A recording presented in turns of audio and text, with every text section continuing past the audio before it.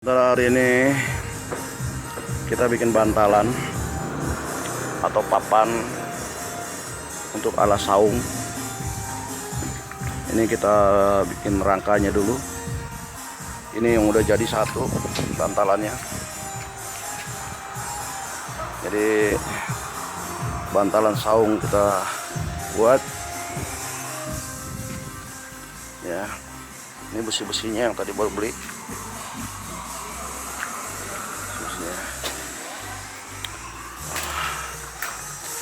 Ini saungnya,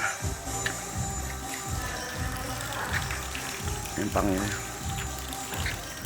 saungnya,